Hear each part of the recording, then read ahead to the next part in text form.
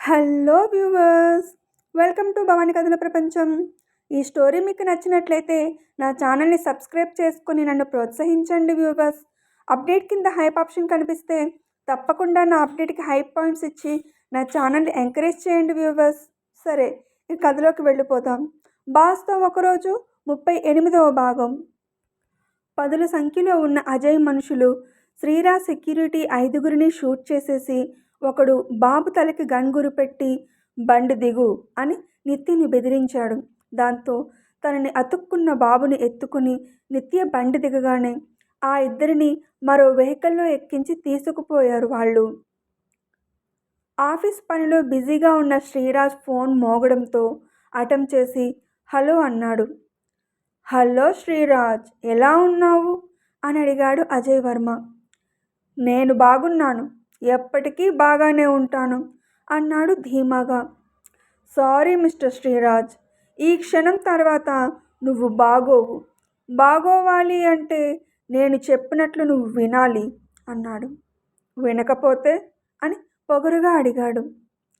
నీ రెండో పెళ్ళాం అలాగే మొదటి పెళ్ళాం కొడుకు ఇద్దరు పైలోకాలకు పయనమవుతారు అన్నాడు. వాట్ నాన్ సెన్స్ అని అరిచాడు శ్రీరాజ్. నాన్ సెన్స్ కాదు, ఉన్నమాట చెప్తున్నాను. నీ పెళ్ళాం బిడ్డ నా దగ్గర ఉన్నారు.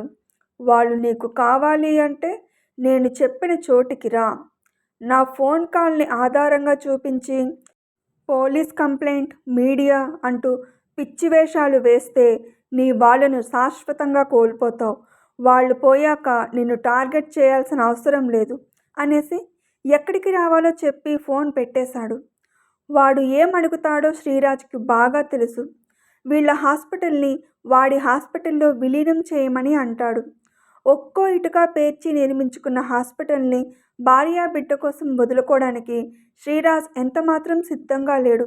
అలాగే వాళ్ళకేం జరిగినా రాక్షసుడే అయిపోతాడు అన్నట్లుగా ఉంది అతని పరిస్థితి. తాను పెట్టిన సెక్యూరిటీ అడ్డు తప్పించారంటే వాళ్ళు ఎంతకైనా తెగిస్తారు అనుకున్నాడు. అందుకే ఒక్క క్షణం కూడా ఆలస్యం చేయకుండా ఆగమేఘాల మీద వాళ్ళు చెప్పిన చోటికి బయలుదేరాడు.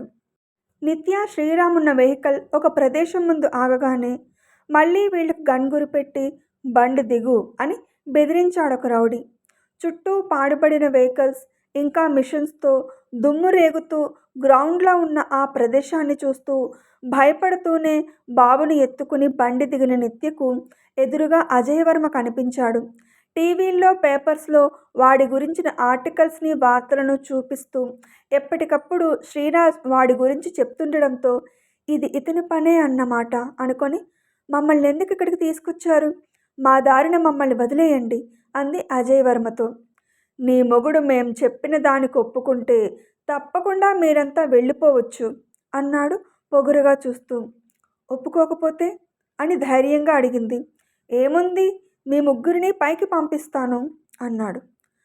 కాపాడమని మీ దగ్గరకు వచ్చిన వాళ్ళను దోచుకుంటున్న మీరు చేస్తున్నది చెడ్డ పని అని తెలిసినా మంచి చేస్తున్న మమ్మల్ని ఆపాలని చూస్తున్నారు. మీరసలు మనుషులేనా అని అడిగింది. ఈ రోజుల్లో మంచి ఎవరికీ అవసరం లేదు. ఏదో ఒకలా సంపాదించి పైకి ఎదగడమే అందరి లక్ష్యం అన్నాడు. అలా సంపాదించిన డబ్బుతో కడుపు నిండదు. మనం ఏం చేస్తే అదే మనకు తిరిగి వస్తుంది. మీరు అన్యాయం చేస్తే మీకు కూడా అన్యాయమే జరుగుతుంది. కొంచెం ఆలస్యం అయితే అవుతుంది తప్ప ప్రతి తప్పుకి తప్పకుండా శిక్ష పడే తీరుతుంది అంది. నీతో వాదన అనవసరం అని, ఇది చాలా ఎక్కువ మాట్లాడుతుంది. ముందు దీని నోరు మూసేయండిరా అని తన అనుచరులకి ఆర్డర్ వేశాడు అజయ్ వర్మ. దాంతో ఆమెను లాక్కెళ్ళినట్లుగా కాస్త ముందుకు తీసుకెళ్ళి తుప్పు పట్టిన కుర్చీలో కూర్చోబెట్టి కట్టేసి నోటికి ప్లాస్టర్ అంటించారు. బాబు ఆమె ఒడిలోనే ఉండి అమ్మా అమ్మా అని ఏడుస్తున్నాడు. కనీసం చేతుల కట్లైనా విప్పి ఉంటే భయంతో ఏడుస్తున్న బిడ్డను గుండెలకు హత్తుకుందామంటే వీలు లేకుండా ఆమెను తాళతో కట్టేశారు. అప్పుడే అభయ్ కారులో నుండి దిగాడు. వాడిని చూస్తూనే నిత్య కళ్ళను నిలబెట్టేసింది. అభయ్ చుడీదార్లో ఉన్న నిత్యను చూసి, ఆ రోజు తర్వాత నాకు కనిపించకుండా తిరుగుతున్నావా పంచదార చిలుక? ఏ మాటకు ఆ మాట చెప్పుకోవాలి. నువ్వు జీన్స్లో ఉన్నా చుడీదార్లో ఉన్నా చాలా హాట్గానే కనిపిస్తున్నావు నా కంటికి అందుకే ఈరోజు ఎలా అయినా నా ముచ్చట తీర్చుకునే తీరుతాను. వీడిని, వీడి బాబుని నా బాబు ఎలాగూ పైకి పంపిస్తాడు. నిన్ను మాత్రం నా సొంతం చేసుకుంటాను అన్నాడు వెకిలిగా నవ్వుతూ, ప్లాస్టర్ మీద నుండే ఆమె బుగ్గలు తాకుతూ. అది నచ్చక ఆమె తన వదనాన్ని పక్కకు తిప్పుకోగానే, అదే పొగరు అని కోపంగా చూస్తూ విసురుగా ఆమె ప్లాస్టర్ లాగి, వీడు నీ కన్న కొడుకు కాదు కదా, మరెందుకింత టెక్కు నీకు? వాడికి రెండో భార్యవే కదా. నన్ను చేసుకుంటే నేను నీకు రెండో మొగుడినవుతాను. ఇందులో ఏ తప్పు లేదు. వాడిలా కాదు, నన్ను చేసుకుంటే నెల తిరగకుండానే కన్సీవ్ అవుతావు అన్నాడు. తల్లిని చేసే ప్రతివాడు మగాడే అనుకోవడం నీ పొరపాటు. ఆడదాని మనసు అర్థం చేసుకున్నవాడే నిజమైన మగాడు. నాకేం కావాలో నా మొగుడికి తెలుసు. ఇన్ని రోజులు నేను నీకు దొరకకపోవడం కాదు, నువ్వు మంచం మీద నుండి లేవకుండా ఉన్నావు. ముందు దానికి కారణం ఎవరో తెలుసుకో అంది. ఆ మాటకు తండ్రి కొడుకులు ముఖాలు చూసుకొని, ఏంటే వాగుతున్నావు అన్నాడు అభయ్ ఆమె జుట్టు పట్టుకొని. నువ్వెలాంటి వాడివో తెలుసుకొని నన్ను ఏమని కామెంట్ చేశావో తెలియకుండానే నా మొగుడు నిన్ను హాస్పిటల్ బెడ్ ఎక్కించాడు. ఇక ఇప్పుడు అతని ప్రాణమైన మా ఇద్దరిని ఏమైనా చేస్తే మిమ్మల్ని ఏం చేస్తాడో మీ ఊహకే వదిలేస్తున్నాను అంది. అంటే ఆ రోజు పబ్లో నన్ను కొట్టింది నీ మొగుడి మనుషులా? ఇప్పుడు కూడా ఇక్కడికి వచ్చి మా అంతు చూస్తాడా? అంత మొనగాడా? అయితే వాడొచ్చాక చూసుకుంటాను. ముందైతే నా ముచ్చట తీర్చుకుంటాను అని ఆమె ఒడిలో ఉన్న శ్రీరామ్ని కిందకు దించేసి నిత్య కట్లను విప్పి ఆమెను లాక్కుపోతున్నాడు అభయ్. అమ్మా అమ్మా అని శ్రీరామ్ ఆమె వెనుక పరుగులు పెడుతుంటే అభయ్ చేతిని కొరికి వాడి నుండి తనను విడిపించుకొని బాబుని ఎత్తుకొని ముఖమంతా ముద్దులు పెట్టి గుండెలకు హత్తుకొని ఆర్తి తీర్చుకుంటుంది. వాడు ఆమె నుండి శ్రీరాముని లాగుతుంటే ఆమె వదలడం లేదు. దాంతో వెకిలిగా చూస్తూ ఆమె నడుము మీద చేయి వేశాడు. మరుక్షణం వాడి చంపను చెల్లుమనిపించింది. వాడు ఆమె వంక ఉరిమి చూస్తుంటే, ఈ దెబ్బ ఆ రోజే కొట్టి ఉంటే బాగుండేది. అమ్మాయిలున్నది నీ కోరిక తీర్చడానికి మాత్రమే కాదు, నీ ప్రాణం తీయడానికి కూడా అంది. ప్రాణం తీస్తావా అని పిచ్చివాడిలా నవ్వి, నేనందగాడిని, ఆస్తిపరుడని, అమ్మాయిలందరూ నా డబ్బుకి ఎగబడేవారే, ఒకడికి రెండో పెళ్ళానివి, అటువంటి నువ్వు ఏం చూసుకుని ఇలా పొగరు పడుతున్నావు అన్నాడు. డబ్బు అని నొక్కి చెప్పి, నీ దగ్గర ఉన్న డబ్బు నువ్వు సంపాదించిందా? నీ తండ్రి అక్రమంగా సంపాదించిన దాన్ని నువ్వు వృధాగా ఖర్చు చేస్తున్నావు అంది. ఆహా, మరి నువ్వు నీ మొగుడు ఖర్చు చేస్తున్నది మీ కష్టార్జితమా అని అడిగాడు. మా కష్టార్జితం కాదు కాబట్టే వేరొకరి సొత్తుని మంచికి వాడుతున్నాము. అది మీలాంటి వాళ్లకు ఎప్పటికీ అర్థం కాదు అన్నట్లుగా చూసింది తండ్రి కొడుకుల వైపు. నీతో వాదన అనవసరం, నిన్ను రుచి చూసే తీరాలి అని ఆమెను మళ్ళీ లాక్కుపోతుంటే అప్పుడే శ్రీరాజ్ కారు వేగంగా వచ్చి ఆ ప్రాంగణంలో ఆగింది. కారులో నుండి దిగిన తండ్రిని చూసి డాడా అని అరిచాడు బాబు. తన ప్రాణమైన ఇద్దరు వేరొకరి దగ్గర ఉండడం, తన భార్యను వేరొకడు లాక్కెళ్తుండడం చూసి రక్తం మరుగుతుండగా, మర్యాదగా నా వాళ్ళను విడిచిపెట్టండి అన్నాడు. అజయ్ వర్మ శ్రీరాజ్ని అతని కోపాన్ని చూసి పొగరుతో కూడిన నవ్వులు చిందిస్తూ, అర్థించాల్సింది పోయి ఆర్డర్ వేస్తున్నావేంటి? నీ కోపంలో అర్థముందేమో కానీ అదంతా వృధా ప్రయాస. వీళ్ళను విడిచిపెట్టాలి అంటే అనతి కాలంలోనే అత్యున్నత స్థాయికి వెళ్ళిన నీ హాస్పిటల్ని నా హాస్పిటల్లో విలీనం చేస్తానని చెప్పు, లేదంటే మీ ముగ్గురు ఇక్కడే సమాధైపోతారు అన్నాడు అజయ్ వర్మ. నువ్వు చెప్పిన దానికి నేను ఒప్పుకోనని నీకు బాగా తెలుసు. నేను హాస్పిటల్ కట్టించింది నీలాంటి వాడి అక్రమ సంపాదన పెంచడానికి కాదు, నలుగురికి ఆరోగ్యాన్ని అందించడానికి. ఆ కార్యం ఎప్పటికీ కొనసాగుతూనే ఉంటుంది. నువ్వు నన్ను ఆపలేవు అని నేను హాస్పిటల్ పనులు మొదలుపెట్టడానికి ముందు చేసిన గ్రౌండ్ వర్క్ దేని గురించో తెలుసా అని అడిగి, నేను తక్కువ ఖర్చుతో వైద్యం అందిస్తాను అనగానే నీలాంటి వాళ్ళు లెక్కకు మించి వస్తారని నాకు ముందే తెలుసు. మీలాంటి వాళ్ళను ఎదుర్కోవాలి అంటే బలం కన్నా ముందు తెలివిని వాడాలని అనుకున్నాను అని జేబులో నుండి పెన్ డ్రైవ్ తీసి చూపిస్తూ, ఇదేంటో తెలుసా? హాస్పిటల్ పేరుతో నువ్వు చేస్తున్న స్కామ్. నిర్ణయించిన ధర కాకుండా బ్లాక్లో ఆర్గాన్స్ ఎవరెవరికి అమ్మావో, ఎక్కడెక్కడికి ట్రాన్స్ఫర్ చేశావో, వేస్ట్ పేరుతో నువ్వు చేస్తున్న మోసాలు, నకిలీ మందుల పంపిణీదారుల లిస్టు, ఇలా చాలానే ఉంది అనగానే, ఇవన్నీ వీడికెలా తెలిసాయి అని అజయ్ వర్మ ఒక్క క్షణం అదిరిపడ్డాడు. పేరుకు వేరు వేరు హాస్పిటల్స్గా ఉంటూ ప్రతి హాస్పిటల్ని విలీనం చేసుకొని అందరికీ మీరు చెప్పే ఫీజులే ఖరారు చేసి జనాన్ని నిలువుదోపిడీ చేస్తున్నారు. ఆయా హాస్పిటల్లో జరిగే ట్రీట్మెంట్కి ఇక్కడ హెల్త్ కార్డు వర్తించదు, ఆ సమస్యకి ఇక్కడ ట్రీట్మెంట్ జరగదు అని అందరూ నీ హాస్పిటల్కే వచ్చేలా నీ మనుషులతో చెప్పించి నీ బ్యాంక్ బ్యాలెన్స్ పెంచుకున్న సమాచారం అంతా ఉన్న పెన్ డ్రైవ్ ఇది. ఆఖరికి వేరొకరి ప్రాణం కాపాడే బ్లడ్ ప్యాకెట్స్ని కూడా అమ్ముకుంటున్నారు కదరా. ఇన్ని దారుణాలు చేస్తూ మీరు చేయలేని మంచి నేను చేస్తుంటే నన్ను నాపాలని చూస్తున్నారు. మర్యాదగా నా వాళ్ళను విడిచిపెట్టలేదంటే ఇది ఎవరికి చేరాలో వాళ్లకు చేరుతుంది అన్నాడు శ్రీరాజ్. అజయ్ వర్మ కాస్త తేరుకొని, నరేంద్ర అల్లుడు అనిపించుకున్నావు, కానీ నీ రీసెర్చ్ అంతా వృధానే. ఒక్క పెన్ డ్రైవ్లో ఉన్న నిజాలతో నువ్వు నన్నేమీ చేయలేవు. ఆ పెన్ డ్రైవ్ తీసుకొని వాడిని వాడితో పాటు ఇద్దరినీ కూడా పైకి పంపండి అన్నాడు తన అనుచరులతో. నిజాలను బయటపెట్టే పెన్ డ్రైవ్ ఒకటి మాత్రమే ఉంటుందని ఎలా అనుకుంటున్నావు మిస్టర్ అజయ్ వర్మ? ఇది ఎన్నోదో కూడా నాకు గుర్తులేదు. మేమిక్కడి నుండి క్షేమంగా వెళ్ళకపోతే నీ భాగోతం నెట్లో వైరల్ అవుతుంది. నీలాంటి వాడి మోసాలు జనాలకు తెలిసే తీరాలి అన్నాడు శ్రీరాజ్. ఇలాంటి ఎన్ని మోసాల గురించి బయటకు వచ్చినా అందరికీ డబ్బుని ఎరగా వేస్తే చాలు నోరు మూసుకొని ఉంటారు. ఈ జనాలకు నిజాలు తెలిసినా నాలాంటి వాళ్ళను నమ్ముతూనే ఉంటారు. ఎందుకంటే వాళ్లకు మరో చాయిస్ లేదు కాబట్టి. నీ సమాచారంతోనే నాకు నష్టం జరుగుతుంది, నా హాస్పిటల్ మూసేస్తారని అనుకుందామంటే ముందు నువ్వు ప్రాణాలతో ఉంటే కదా నా పతనం చూడడానికి అని ఈ ముగ్గురిని వేసేయండిరా.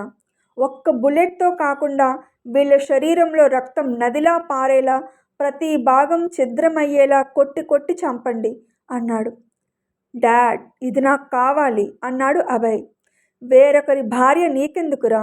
ఇంతకన్నా అందమైన అమ్మాయిలు నీకోసం క్యూలో నిలబడతారు అన్నాడు. నాకిది కావాలి అంతే అన్నాడు ఖరాఖండిగా.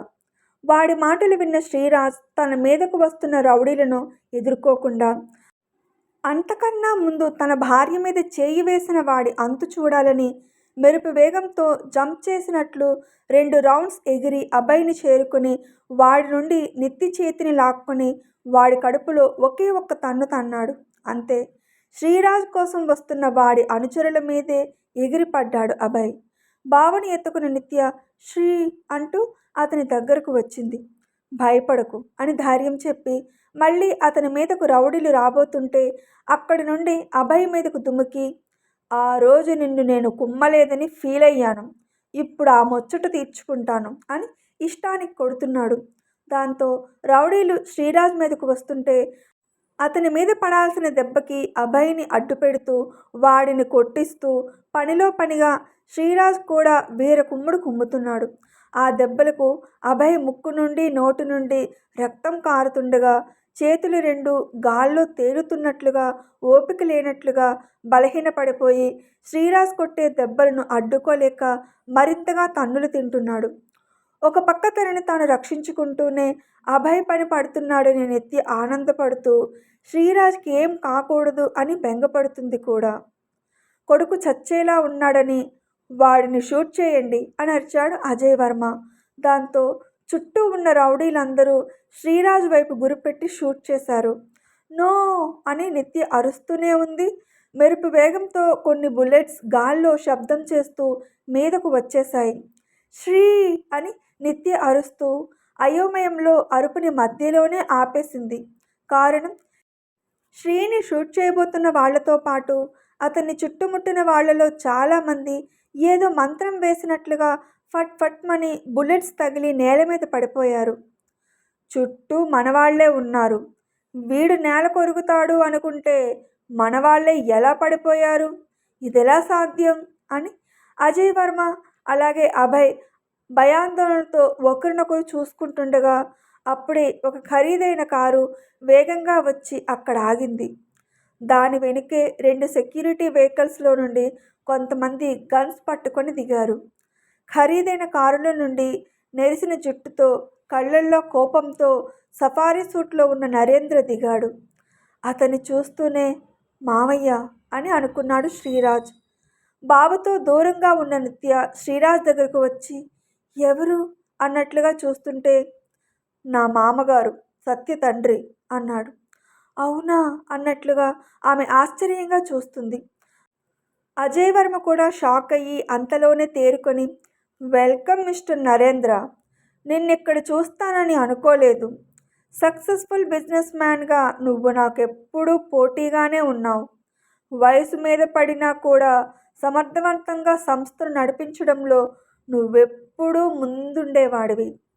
నీలాంటి వ్యక్తిని అజ్ఞాతంలోకి నెట్టిన నీ అల్లుడికి గుణపాఠం చెబుతున్నాను. చూసి నువ్వు కూడా ఆనందించడం మానేసి నా మనుషులనే షూట్ చేయించావు. సరే, పోయింది పనివాళ్లే కదా. ఇప్పుడైనా ఈ శ్రీరాజ్ పతనం చూసి ఆనందించు అన్నాడు. ఆ మాటకు షటాప్ అని అరిచాడు నరేంద్ర. ఆ అరుపు అక్కడ భీకరంగా ప్రతిధ్వనించింది. ఎందుకీ కోపం అన్నట్లుగా అజయ్ వర్మ చూస్తుంటే శ్రీరాజ్ నా అల్లుడు.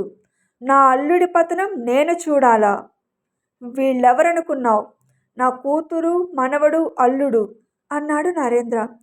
ఓహ్, కూతురు, మనవడు, అల్లుడా? గ్రేట్. నీ కూతురిని వీడు వదిలేసి మరో పెళ్లి చేసుకున్నా కూడా ఇంకా వీడు నీ కల్లుడేనా? మీ ఇద్దరికీ అన్యాయం చేసి వీడిని ఎందుకు రక్షించాలని అనుకుంటున్నావు అని అడిగాడు. నా కూతురిని వదిలి మరో పెళ్లి చేసుకున్న వ్యక్తి మొదటి భార్య పేరున హాస్పిటల్ కట్టించినప్పుడు మా బంధం దూరమైందని నువ్వెలా అనుకున్నావురా? ఇక్కడే నీ తెలివేంటో అర్థమవుతుంది. పెన్ డ్రైవ్ బయటకు వచ్చినా ఇన్ఫ్లుయెన్స్ ఉపయోగించి బయటపడతావు అనే ధీమా కదా నీది. అయితే నీ కన్న కొడుకు దూరమైతే కూడా రక్షించుకోగలవా అని అడిగాడు. దాంతో అభయ్ వైపు చూశాడు అజయ్. నేనన్నది పెద్ద కొడుకు గురించి కాదు, ఇంకా కాలేజ్ చదువుతున్న నీ చిన్న కొడుకు గురించి. నువ్వు నా బాలుని కిడ్నాప్ చేసిన మరుక్షణం నీ చిన్న కొడుకు నా ఆధీనంలో ఉన్నాడు అనగానే కిడ్నాప్ విషయం ఇతనికెలా తెలుసు అని ఆశ్చర్యపోతున్నారు అక్కడున్న అందరూ. నాకేమీ తెలియదు, పరువు పోయిందని అజ్ఞాతంలో ఉన్నాను అనుకున్నావు కదా. నేను అజ్ఞాతంలో లేను. బాహాటంగా బయట తిరుగుతూనే ఎవరు ఏం చేస్తున్నారో అన్నీ తెలుసుకుంటున్నాను. నీ మనుషులను షూట్ చేయించిన నేను నిన్ను నీ పెద్ద కొడుకుని షూట్ చేయించలేనా అని అడిగి నువ్వు ఒక్క బుల్లెట్తో పోతే ఎలా? నువ్వు చేసిన మోసాలకు శిక్ష అనుభవించాలి కదా. నా అల్లుడి మీద ఒకే రోజు లెక్కకు మించిన అస్త్రాలను సంధించావు కదా. ఆ పరిస్థితి నీకు ఎదురైతే ఏం చేస్తావో చూడాలనుకున్నాను. ఆ పనే పూర్తి చేసి వచ్చాను. అందుకే ఒకే ఒక అస్త్రం ఈ పాటికే నీ మీద విరుచుకుపడింది. దాని నుండి తప్పించుకొని చూపించు అన్నాడు. దాంతో ఏమైంది, ఇతను ఏం చేశాడు అన్నట్లుగా అజయ్ చూస్తుంటే నా అల్లుడు ఎప్పుడు ఏం చేస్తున్నాడో అంతా నాకు తెలుసు. నీతికి నిజాయితీకి నా అల్లుడు మారుపేరు కాబట్టే నా కూతురిని యావదాస్తిని అతని చేతుల్లో పెట్టాను. నా సొమ్ముకి ఆశపడకుండా మంచి చేయాలని అనుకుని నీలాంటి వాళ్ళ గురించి వాకబు చేసిన ప్రతి విషయం నాకు తెలుసు. అతను సేకరించిన ప్రతి సాక్ష్యం నాకు తెలుసు. ప్రతి ఆధారం నా దగ్గర కూడా ఉంది. అయితే దాన్ని చూపించి నిన్ను భయపెట్టాల్సిన అవసరం నాకు లేదు.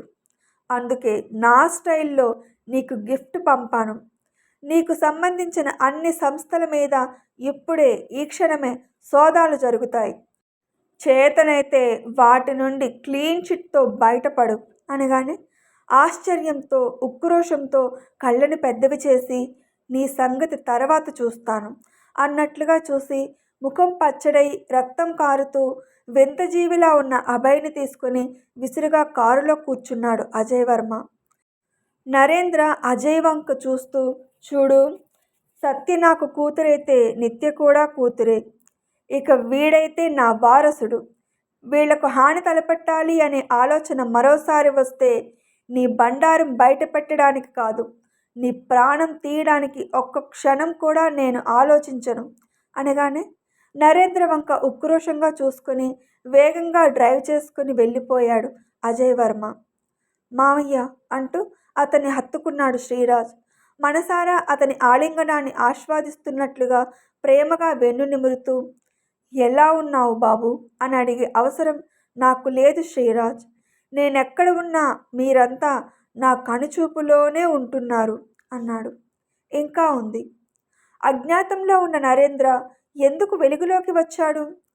సత్య విషయంలో శ్రీరాజ్ తప్పు లేదని తెలుసు కాబట్టి కాపాడాలి అనుకున్నాడా?